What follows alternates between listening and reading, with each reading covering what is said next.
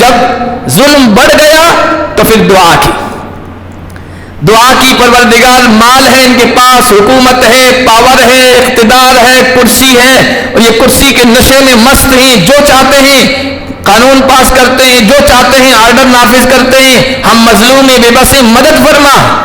دعا کی، اللہ تعالیٰ نے کہا اے موسیٰ اور ہارون قد اجیبت دعوتکما، تم دونوں کی دعا قبول کر لی گئی ہے، فاستقیما، اب جمے رہنا ہے، فیصلہ ہو گیا، دعا قبول کر لی گئی ہے، اب جلد بازی مت کرنا۔ پتہ ہے آپ کو یہ دعا کتنے سالوں میں قبول ہوئی؟ 40 سال۔ ہم تو چاہتے ہیں آج دعا کریں کل دعا قبول ہو جائے اور ظالم عبادت کا نشان بن جائے، ایسا نہیں ہوتا ہے۔ استقامت دکھانا ہے، صبر و حوصلہ رکھنا ہے، پھر جا کے اس کا رزلٹ دکھتا ہے دعا کا۔ تو پھر اللہ تعالیٰ نے ایک دن حکم دیا موسیٰ اب اپنی قوم کو لے کے روانہ ہو۔ حضرت موسیٰ قوم کو لے کے روانہ ہوئے، 6 لاکھ سے زیادہ افراد تھے۔ سمندر آیا سامنے، کہا موسیٰ یہ لاٹھی ہے مارو، لاٹھی ماری، 12 خاندان تھے، 12 لوگوں کے لیے چینل بن گیا، جانے کا راستہ بن گیا، وہ پار کر گئے۔ حضرت موسیٰ نے چاہا پھر لاٹھی مارو راستے بند ہو جائیں، اللہ نے کہا نہیں، رہنے دو راستے جن کو، جس پانی کے سے تمہیں پار کروایا ہے اور تمہیں اس پانی نے نقصان نہیں پہنچایا ہے، اسی پانی کو میں فرعون کے اور اس کی قوم کے غرق کرنے کا سبب بناؤں گا۔ اللہ تعالیٰ نے حضرت موسیٰ اور بنی اسرائیل کو فرعون کے ظلم سے، زیادتی اور ناانصافی سے نجات دی، اور فرعون اور اس کے لشکر کو دریا میں غرق کر دیا، ڈبو دیا۔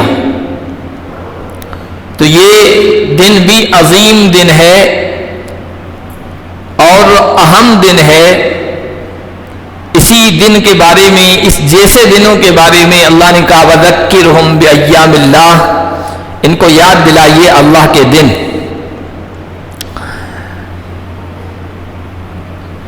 حضرت موسیٰ علیہ السلام اور آپ کی قوم بنی اسرائیل یہ فرعون کے ماتحت تھی۔ فرعون ان پر ظلم کرتا تھا، زیادتی کرتا تھا، ان کے ساتھ ناانصافی کا معاملہ کرتا تھا۔ ایک مرتبہ اس نے کوئی خواب دیکھا، خواب ڈراؤنا تھا۔ کاہنوں سے، بھوپوں سے، غیب کی باتیں خبریں بتانے والوں سے اس نے سمپرک کیا کہ ایسا خواب دیکھا ہے، کیا ہے معاملہ؟ انہوں نے کہا کہ یہ بنی اسرائیل جو ہیں ان میں کوئی بچہ پیدا ہوگا جو آپ کی سلطنت کے، بادشاہت کے خاتمے کا سبب بنے گا اور آپ کی حکومت اس کے ہاتھوں ختم ہوگی۔ کہا کہ کیا تدبیر ہے بچنے کی؟ تو حواریوں نے، اس کے وزراء نے یہ مشورہ دیا کہ بنی اسرائیل میں جو بچہ پیدا ہو اس کا خاتمہ کر دیا جائے، رہنے نہ دیا جائے۔ آرڈر جاری ہوا بچوں کو، لڑکوں کو قتل کرنے کا، اور قتل کرنا شروع ہوا، قتل کیے جانے شروع ہوئے۔ لیکن پھر ان کو یہ اندیشہ ہوا کہ اس طرح اگر بنی اسرائیل کے لڑکے قتل کیے جائیں گے تو پھر چونکہ جو حقیر کام ہیں، حقیر چیزیں ہیں، وہ تو سب یہ بنی اسرائیل کرتے ہیں، ہم ان سے کام لیتے ہیں، صفائی کا، گندگی اٹھانے کا، دوسری محنت مشقت کے کام، تو پھر وہ کون کرے گا؟ تو پھر یہ تجویز پاس ہوئی کہ 1 سال جو لڑکے پیدا ہوں ان کو ختم کر دیا جائے، قتل کر دیا جائے، 1 سال کے بچوں کو، لڑکوں کو چھوڑ دیا جائے۔ ہر زمانے کے فرعون، قرآن فرعونوں کا تذکرہ کرتا ہے، فرعون کا، تو وہ اس لیے تذکرہ نہیں کرتا کہ بس ایک ماضی میں، پاسٹ میں کوئی تھا ظلم کرنے والا، اس لیے تذکرہ کرتا ہے کہ ہر زمانے کے فرعون ہوتے ہیں، اور ہر زمانے کے فرعون اپنی حکومتوں کو، کرسیوں کو، اقتدار کو بچانے کے لیے طرح طرح کی تدبیری کرتے ہیں، ماتحتوں پر ظلم کرنے کے لیے اور ان کو کمزور کرنے کے لیے۔ تو فرعونوں کی یہ تجویز ہوئی، یہ قرار پاس ہوئی کہ لڑکوں کو قتل کر دیا جائے۔ وہ یہ سمجھ بیٹھے کہ مخلوق کی تقدیر اور ان کے فیصلے ہمارے ہاتھ میں، ہم جیسا چاہیں گے ویسا ہو جائے گا، اور اللہ کا فیصلہ کچھ اور تھا۔ تدبیر کند بندہ تقدیر زند خندہ، بندہ تدبیر کرتا ہے، پلاننگ کرتا ہے، سازشیں کرتا ہے، سوچتا ہے، اور تقدیر فیصلہ خدا بندی ہنس رہی ہوتی ہے کہ کیا کر رہا ہے، یہ شاندار کپڑا خریدنے جا رہا ہے اور اس کا تو کفن تیار ہو چکا ہے، یہ تو فلاں کو ختم کرنا چاہ رہا ہے، کل اس کی حکومت کے خود کے حکومت کے خاتمے کے فیصلے ہو رہے ہیں، یہ تو سوچ رہا ہے کہ اب میرا کوئی بگاڑنے والا نہیں، حالانکہ میری طرف سے تو اب اس کے فیصلے ہو رہے ہیں کہ خود لاچار و بے بس ہو جائے گا۔ تدبیر کند بندہ تقدیر زند خندہ۔ تو وہ لوگ یہ سوچنے لگے کہ مخلوق کی تقدیر، ان کے فیصلے ہمارے ہاتھ میں، ہم جو چاہیں گے کریں گے۔ وَنُرِيدُ أَن نَّمُنَّ عَلَى الَّذِينَ اسْتُضْعِفُوا فِي الْأَرْضِ وَنَجْعَلَهُمْ أَئِمَّةً وَنَجْعَلَهُمُ الْوَارِثِينَ۔ لیکن اللہ کچھ اور طے کر رہا تھا۔ اللہ فرماتے ہیں ہم چاہ رہے تھے کہ جو کمزور سمجھے جا رہے تھے، جو مظلوم تھے، مقہور تھے، مغلوب تھے، لاچار تھے، بے بس تھے، ہم چاہ رہے تھے کہ ہم ان پر احسان کریں اور اس دھرتی کا، اس حکومت کا، اس کرسی کا، اقتدار کا وارث ان کو ہم بنا دیں۔ وَنَجْعَلَهُمْ أَئِمَّةً وَنَجْعَلَهُمُ الْوَارِثِينَ، وہ غلام ہیں ہم ان کو پیشوا بنا دیں، وہ ماتحت ہیں ہم ان کو سردار بنائیں، وہ ذلیل ہیں ہم ان کو عزت دار بنائیں، وہ مقہور و مغلوب ہیں ہم ان کو قاہر و غالب بنائیں۔ اللہ کے فیصلے یہ ہو رہے تھے، اور فرعون اور اس کے درباری کچھ اور سوچ رہے تھے۔ اس طرح ظلم ہوتا رہا، اور اسی دوران حضرت موسیٰ علیہ السلام کی پیدائش۔ تقدیر کے فیصلے دیکھیے، حضرت موسیٰ کی پیدائش اس سال ہوتی ہے جس سال کہتے ہیں کہ بچے قتل نہیں کیے جا رہے تھے، تاکہ یہ بڑے ہوں گے تو کام آئیں گے ہمارے۔ اب حضرت موسیٰ کی پیدائش ہوئی، لیکن ڈر لگا تھا ماؤں کو کہ بھائی حکومت ہے، ان کے ہاتھ میں سب کچھ ہے، کچھ بھی کر دے، جس سے بھی خطرہ ہو کہ ہو سکتا ہے یہ بچہ آگے چل کر ہمارے لیے خطرہ بنے، حکومت کے لیے اس کا خاتمہ کر دے، تو ڈر تو لگا ہی ہوا تھا۔ حضرت موسیٰ پیدا ہوئے، ماں کی گود میں ہیں، ماں ڈر رہی ہے، پریشان ہے، پتہ نہیں جاسوس تو ہر وقت گھومتے رہتے ہیں، کہیں میرے بچے کو لے جائیں اور قتل کر دیں، یا میرے سامنے ہی اس کا خاتمہ کر دیں، کیا پتہ۔ اللہ تعالیٰ کی طرف سے ماں کے دل میں بات ڈالی گئی، وَأَوْحَيْنَا إِلَىٰ أُمِّ مُوسَىٰ أَنْ أَرْضِعِيهِ، ہم نے موسیٰ کی دل میں بات ڈالی، گھبرا مت، دودھ پلاتی رہے، وَلَا تَخَافِي وَلَا تَحْزَنِي، خوف مت کرنا، غم مت کرنا، گھبرانا نہیں، جب تک اس کے جاسوس، اس کے لوگ آپ تک نہ پہنچیں اور آپ کو یہ اندیشہ نہ ہو کہ اب یہ مارا جائے گا، تب تک اپنے پاس رکھنا ہے اس کو، دودھ پلاتی رہنا، اور پھر جب تمہیں یہ یقین ہو جائے کہ اب یہ بچہ بچنے والا نہیں ہے، فَأَلْقِيهِ فِي الْيَمِّ، پھر سمندر میں ڈال دینا، سمندر کے حوالے کر دینا۔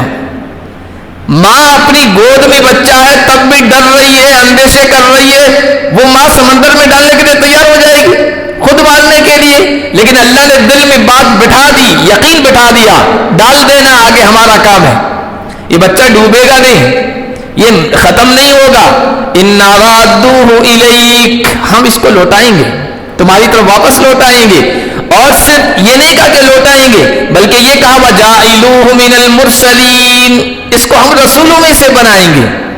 یہ بشارت، یہ خوشخبری، یہ بچہ بڑا ہوگا، جوان ہوگا، نبیوں کو جس عمر میں نبوت ملتی ہے عام طور پر 40 سال کی عمر میں ملتی ہے، جوانی میں ملتی ہے، اس عمر کو بھی یہ بچہ پہنچے گا، اور رسالت کا، نبوت کا تاج اس کے سر پہ ہم رکھیں گے، اور پھر اس بچے کو واپس لوٹائیں گے، گھبرانا نہیں۔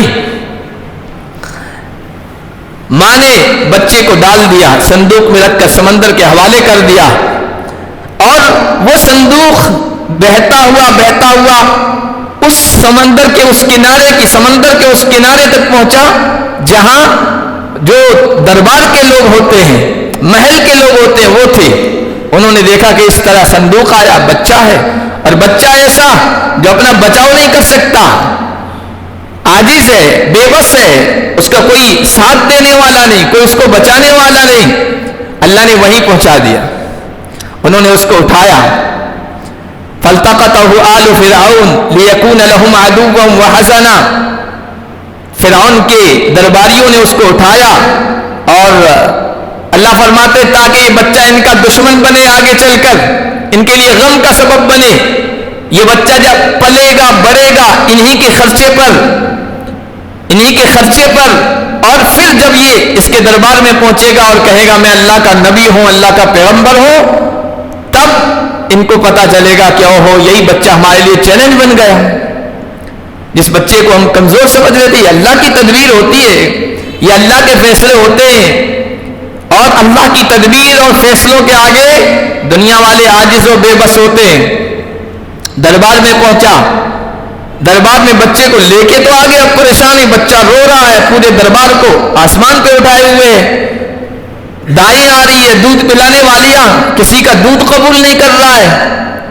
کسی نے کہہ دیا، وہ بچی تھی، اس نے کہہ دیا ایک عورت ہے، شاید ہو سکتا ہے اس کا دودھ قبول کر لے، ہر بچہ اس کا دودھ قبول کر لیتا، یہ بھی بچہ قبول کر لے، اس طرح کی بات کہی، کہا کہ لے کے آؤ، ہم تو پریشان ہیں۔ وہ بچی گئی، وہ بہن ہی تھی، وہ گئی، ماں کو لے آئی، پتہ نہیں چلنے دیا کہ یہ اسی کا بچہ ہے۔ ماں نے جیسے ہی دودھ کے قریب کیا، منہ سینے سے لگایا، بچے نے منہ میں لے لیا تھن کو اور پینے لگا اور خاموش ہو گیا۔ فرعون کے درباری کہنے لگے بھائی اس بچے کے رونے کی وجہ سے ہم پریشان تھے، کسی کا دودھ قبول نہیں کر رہا تھا، یہ اللہ کی تدبیر تھی۔ وَحَرَّمْنَا عَلَى الْمَرَاضِعَ مِنْ قَبْلِ، جتنی بھی دودھ پلانے والی تھی ان کے دودھ کو ہم نے حرام قرار دیا۔ حرام قرار دینے کا مطلب ہم نے طے کر دیا تھا کہ یہ بچہ کسی عورت کے دودھ کو قبول نہیں کرے گا، کیونکہ اس کی ماں کے پاس ہمیں لوٹانا ہے۔ ماں آئی، دودھ قبول کر لیا، درباری خوش ہوئے، کہا کہ اس کو دودھ پلاؤ، آپ یہی رہو، سارا خرچہ ہمارے ذمہ ہے۔ اس نے کہا میں یہاں نہیں رہ سکتی دربار، میں تو اپنے گھر جاؤں گی، مجبور تھے، کہا گھر لے جاؤ اور جو اس کا خرچہ ہے وہ ہم برداشت کریں گے۔ اب فرعون کے خرچے پر وہ چھوٹا بچہ جو آگے چل کر موسیٰ بنا ہے، نبی پیغمبر بنے ہیں، وہ فرعون کے خرچے پہ پلہ بڑھ رہا ہے۔ ہفتے گزرے، مہینے گزرے، سال گزرے، اور موسیٰ نوجوان ہو گئے، ہٹے کٹے ہو گئے، اب سمجھنے والے بن گئے، دیکھا کہ فرعون اور فرعونی لوگ یہ ہماری قوم بنی اسرائیل پر ظلم کر رہے ہیں، اتیاچار کر رہے ہیں، ناانصافی کر رہے ہیں، بہت برا حال ہے ہماری قوم کا۔ اندر سے کڑن تھی، بے چینی تھی، قوم کی مدد کے لیے بے چین تھے۔ ایک مرتبہ جا رہے تھے، سامنے سے دو آدمی لڑ رہے ہیں، ایک ان کی قوم کا تھا، ایک قبطی تھا، فرعون کے لوگوں میں سے تھا۔ ان کی قوم کے لوگ نے حضرت موسیٰ کو دیکھا، اس آدمی نے مدد کے لیے طلب کیا، مدد کے لیے پکارا، حضرت موسیٰ نے مدد کی۔ حضرت موسیٰ مدد کرنا چاہ رہے تھے، تھوڑا دھکا مکی کر کے اس کو بھگا دے فرعونی کو، لیکن فَوَقَذَهُ مُوسَىٰ فَقَضَىٰ عَلَيْهِ، موسیٰ نے جو ایک مکہ مارا اس نے کام تمام کر دیا فرعونی کا۔ مارنا مقصود نہیں تھا لیکن وہ مر گیا، وہ لمبا واقعہ ہے۔ پھر حضرت موسیٰ یہاں سے فرار ہو کے، روپوش ہو کے، چھپ کے چلے گئے، مدین گئے۔ مدین میں 10 سال رہے ہیں، حضرت شعیب کے ہاں بکریاں چرائی، ان کی خدمت کی ہے۔ 10 سال کے بعد واپس وطن لوٹ رہے ہیں، اور وطن لوٹ رہے تھے اس وقت کوہ طور سے جب گزرے تو اللہ تعالیٰ نے وہاں پر نبوت سے سرفراز فرمایا، رسالت عطا کی، پیغمبر بنایا، اور کہا اذهب الى فرعون انه طغى، جاؤ فرعون کے پاس، فرعون نے بڑی سرکشی کی ہے، بڑا ظلم کا راستہ اپنایا ہے، جاؤ اس کو سمجھاؤ۔ حضرت موسیٰ علیہ السلام فرعون کے دربار میں آئے اور ساری دلیلیں دی، نشانیاں بتائی، معجزات بتائے۔ فلما جاءهم موسیٰ بآیاتنا بینات قالوا ما هذا الا سحر مفترى وما سمعنا بهذا في آبائنا الاولین۔ فرعون کے درباری کہنے لگے کہ یہ تو جادوگری ہے، یہ تو جادوگری ہے، یہ کوئی اللہ کا پیغمبر اور رسول نہیں ہے، یہ جادوگر ہے، اس طرح کی باتیں ہم نے پہلے تو نہیں سنی ہمارے باپ داداؤں نے۔ فرعون کہنے لگا یا ایھا الملأ ما علمت لکم من الہ غیری، یہ موسیٰ کہہ رہا ہے میرا اور تمہارا سب کا خدا وہ ایک الہ واحد ہے، لیکن میں تو جانتا ہوں میرے علاوہ کوئی خدا نہیں۔ اس طرح کے اس نے جملے بولے۔ حضرت موسیٰ علیہ السلام نے سمجھایا، نہیں سمجھا تو پھر فرعون نے کہا کہ تم جادوگر ہو، مقابلہ کرو، ہمارے پاس بھی بڑے ماہر جادوگر ہیں۔ جادوگروں کو بلایا، ایک دن طے ہوا اور اس دن جادوگروں نے اپنے فن کا مظاہرہ کیا، جادوگری دکھائی، اور اتنی زبردست جادوگری کہ لوگ ڈر گئے، دہشت طاری ہو گئی، میدان میں سانپ ہی سانپ ہیں اژدہے کی شکل کے۔ حضرت موسیٰ علیہ السلام کو حکم ہوا کہ القی عصاک، موسیٰ یہ جو لاٹھی ہے یہ پھینکو۔ حضرت موسیٰ نے لاٹھی پھینکی، وہ اژدہا بن گیا، سارے وہ جو چھوٹے چھوٹے سانپ تھے سب کو نگل گیا۔ کہتے ہیں فرعون کی طرف لپکا، اور فرعون کی طرف جو وہ لپکا ہے تو اپنے عرش سے، تخت سے یا جس پہ بھی بیٹھا تھا وہ بھاگا ہے، کہتے ہیں کپڑے بھی اس کے خراب ہو گئے، اتنی دہشت طاری ہو گئی اس پر۔ حضرت موسیٰ علیہ السلام کے مقابلے میں جو جادوگر آئے تھے، چونکہ جس فن کا ماہر ہوتا ہے نا اس کو پتا ہوتا ہے کہ کاریگری کیا چیز ہے یا من گھڑت کیا چیز ہے۔ جب حضرت موسیٰ علیہ السلام کا معجزہ دیکھا تو معجزہ وہ ہوتا ہے جس کا کوئی توڑ نہیں ہوتا ہے، جادو کا توڑ ہوتا ہے۔ ایک جادوگر ہے، دوسرا جادوگر آئے گا اس کا توڑ کر دے گا، معجزے کا کوئی توڑ نہیں ہوتا ہے۔ ان کے دل میں بات اتر گئی، کہنے لگے آمنا برب ہارون و موسیٰ، ہم فن کے استاذ ہیں، ماہر ہیں، ہمارا دل یہ کہہ رہا ہے یہ جادوگری نہیں ہے جو موسیٰ پیش کر رہے ہیں، ہم جو پیش کر رہے ہیں یہ شعبدہ بازی ہے، یہ نظر بندی ہے، یہ ہے جادوگری، اور ہم موسیٰ اور ہارون کے رب پر ایمان لے آئے ہیں۔ فرعون نے کہا ایسا لگ رہا ہے تم نے پہلے سے طے کر لیا تھا، اور یہاں تو دکھانے کے لیے، خانہ پرتی کے لیے، مقابلے کے لیے آئے ہو، اب میں تمہیں اپنے یہاں زمین سے نکال دوں گا اور تمہارے ہاتھ پیر کاٹ دوں گا، سولی پہ لٹکا دوں گا۔ لیکن ایمان ان کے دل میں اتر چکا تھا، انہوں نے کہا انا الی ربنا لمنقلبون، ہم تو اپنے رب کی طرف لوٹنے والے ہیں، ہم ایمان کو نہیں چھوڑ سکتے۔ اللہ سے دعا کی ربنا افرغ علینا صبرا وثبت اقدامنا، پروردگار صبر اور حوصلہ ہمیں عطا فرما، ایمان پر ہمارے پیروں کو جما دے، اور اسلام کی حالت میں ہمیں موت دے۔ ہر زمانے کا ظالم اور جابر یہی چاہتا ہے، وہ چاہتا ہے ایمان کو چھوڑ دیں، وہ چاہتا ہے اسلام کو چھوڑ دیں، وہ چاہتا ہے دین کو چھوڑ دیں، وہ چاہتا ہے شریعت کو چھوڑ دیں۔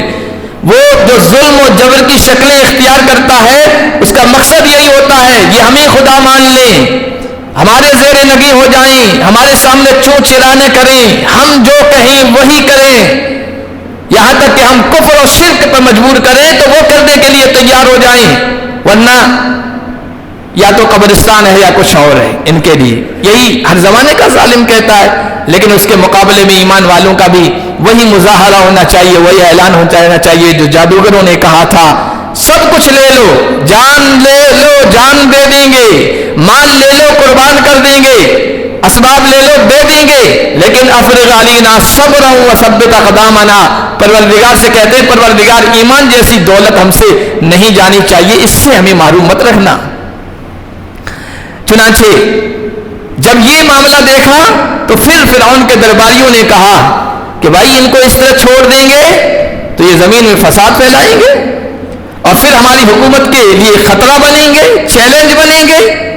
ہر زمانے کے فرعون نے الگ الگ تدبیریں اختیار کی، اس وقت بچوں کو مارا، بڑوں کو مارا، آج کوئی قانون لاتے ہیں، کوئی اور تدبیر اختیار کرتے ہیں، اور الگ الگ شکلیں، الگ الگ پلاننگ اختیار کرتے ہیں۔ مقصد وہی ہوتا ہے جو ہماری حکومت کے لیے ایک چیلنج بن رہا ہے، خطرہ بن رہا ہے، ان کو کسی طرح کمزور کیا جائے، دبا دیا جائے، ختم کر دیا جائے۔ فرعونوں کا ہمیشہ یہی مقصد ہوتا ہے۔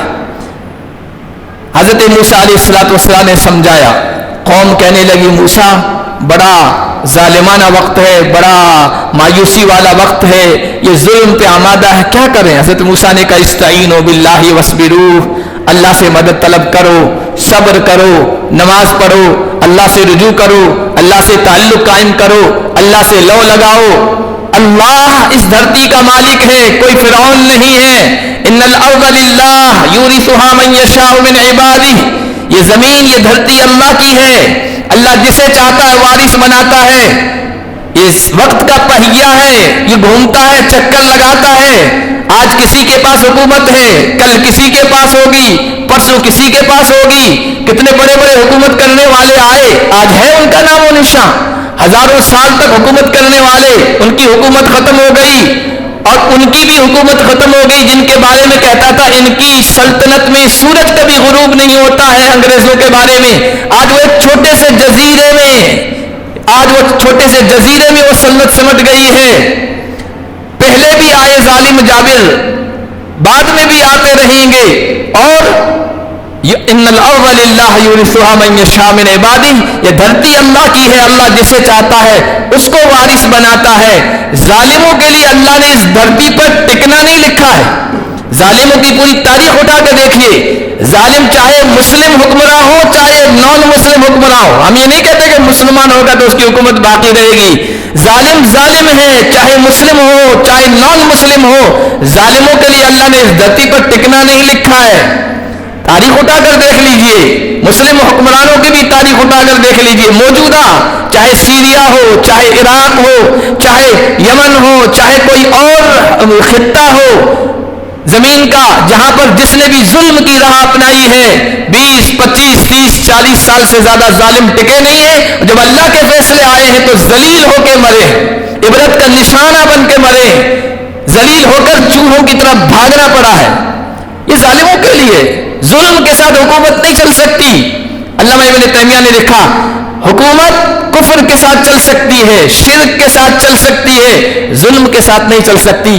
اگر مسلم حکمراں بھی ظالمانہ روش اپنائے گا اللہ اسے نشان عبرت بنا دے گا. یہ بالکل طے شدہ ہے. ان الارض للہ یورثها من یشاء من عبادہ والعاقبۃ للمتقین. اور آخر انجام، آخر رزلٹ کامیابی کا وہ تقوی والوں اور ایمان والوں کے لیے نکلے گا. اس لیے اللہ سے لو لگاؤ. انہوں نے اللہ سے لو لگایا، وقت گزرتا رہا، جب ظلم بڑھ گیا تو پھر دعا کی پروردگار مال ہے ان کے پاس، حکومت ہے، پاور ہے، اقتدار ہے، کرسی ہے، اور یہ کرسی کے نشے میں مست ہیں، جو چاہتے ہیں قانون پاس کرتے ہیں، جو چاہتے ہیں آرڈر نافذ کرتے ہیں. ہم مظلوم ہیں، بے بس ہیں، مدد فرما. دعا کی. اللہ تعالیٰ نے کہا اے موسیٰ اور ہارون قد اجیبت دعوتکما، تم دونوں کی دعا قبول کر لی گئی ہے. فاستقیما، اب جمے رہنا ہے. فیصلہ ہو گیا، دعا قبول کر لی گئی ہے. اب جلد بازی مت کرنا. پتہ ہے آپ کو یہ دعا کتنے سالوں میں قبول ہوئی؟ 40 سال. ہم تو چاہتے ہیں آج دعا کریں کل دعا قبول ہو جائے اور ظالم عبرت کا نشان بن جائے. ایسا نہیں ہوتا ہے. استقامت دکھانا ہے، صبر و حوصلہ رکھنا ہے، پھر جا کے اس کا رزلٹ دکھتا ہے دعا کا. تو پھر اللہ تعالیٰ نے ایک دن حکم دیا موسیٰ اب اپنی قوم کو لے کے روانہ ہو. حضرت موسیٰ قوم کو لے کے روانہ ہوئے. 6 لاکھ سے زیادہ افراد تھے. سمندر آیا سامنے، کہا موسیٰ یہ لاٹھی ہے مارو. لاٹھی ماری. 12 خاندان تھے، 12 لوگوں کے لیے چینل بن گیا، جانے کا راستہ بن گیا. وہ پار کر گئے. حضرت موسیٰ نے چاہا پھر لاٹھی مارو راستے بند ہو جائیں. اللہ نے کہا نہیں، رہنے دو راستے. دیکھو جس پانی کے سے تمہیں پار کروایا ہے اور تمہیں اس پانی نے نقصان نہیں پہنچایا ہے، اسی پانی کو میں فرعون کے اور اس کی قوم کے غرق کرنے کا سبب بناؤں گا. راستے دیکھے فرعون اور اس کے لاؤ لشکر آئے. بیچ جب مندھار میں آئے ہیں اللہ کا حکم ہوا فغشیہم من الیم ما غشیہم، سمندر کی لہریں اور موجیں اٹھی اور ان سب کو غرق کر دیا، ان سب کا خاتمہ کر دیا. یہ وہ دن تھا جو آج کا دن ہے. اللہ کے نبی جب مدینہ آئے، محرم کی 10 تاریخ تھی. یہودیوں سے پوچھا روزہ رکھ رہے ہیں کہ کیوں روزہ رکھ رہے ہیں؟ کہا کہ یہ وہ دن ہے یوم صالح نجى اللہ بنی اسرائیل من عدوہم، اللہ نے بنی اسرائیل کو ان کے دشمن فرعون اور فرعونیوں سے نجات دی تھی. حضرت موسیٰ نے شکرانے کے طور پر روزہ رکھا تھا، ہم بھی روزہ رکھتے ہیں. حضور نے فرمایا موسیٰ کے یہودیوں سے زیادہ حقدار ہم ہیں، ہم بھی روزہ رکھیں گے. یہ وہ دن ہے جس دن میں آج ہم بیٹھے ہیں.